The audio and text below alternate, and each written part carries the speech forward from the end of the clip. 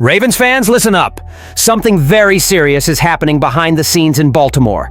And even with the wins, there's a problem that nobody wants to admit, but that could completely change the course of the season.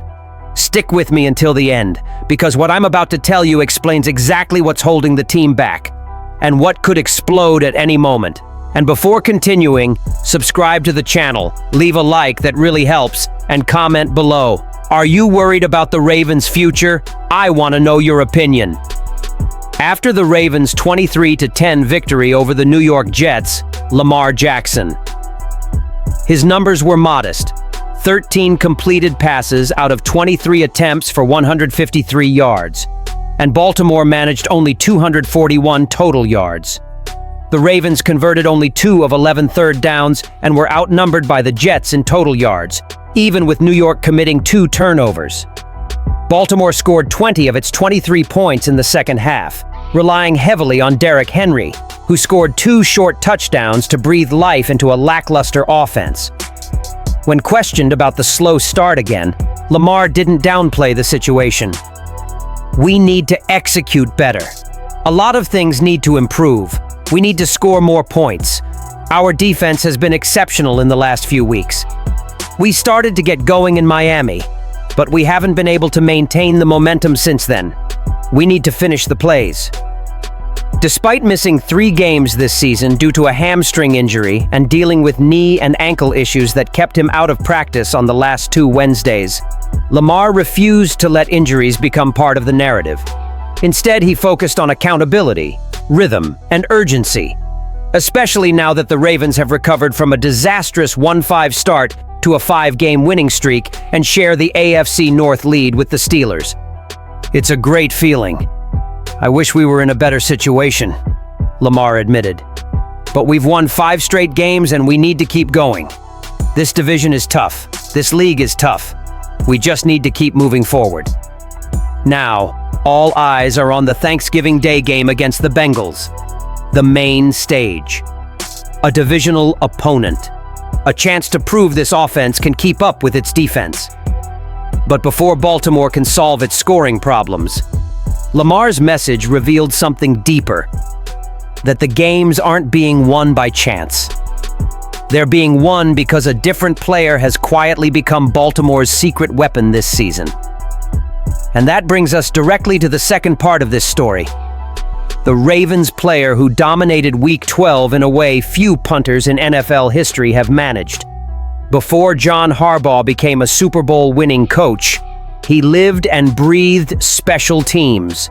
So, when Baltimore beat the Jets in Week 12, he didn't need anyone to remind him who kept the Ravens alive during their early offensive struggles. "Let's start with Jordan Stout and the punt coverage guys," Harbaugh said. "They probably kept us in the game. We were behind on field position all day." And he wasn't exaggerating. Baltimore's average starting position was their own 20-yard line, and sometimes even inside the 10-yard line. What Stout did next wasn't just impressive. It was historic. Against one of the league's best special teams units, the 4th-year punter delivered what may have been the most complete punter performance in Ravens franchise history. Long kicks, directional accuracy, suspension timing, coverage synchronization, it all clicked. "If I'm not mistaken, the Jets were the best special teams team in the country," Stout said. "We knew that, so we went out there ready to prove who we were." Stout's field goals ranged 74 yards, 60 yards, and intermediate distances. Each time he reversed the field, TJ Tampa and the coverage team rushed in to stop the returns, allowing Baltimore to weather the early offensive struggles. "If I didn't believe they could get deep enough to cover those kicks, I wouldn't kick them," Stout said. "They give me that confidence." After years of promising flashes mixed with inconsistency, this season became the year everything changed.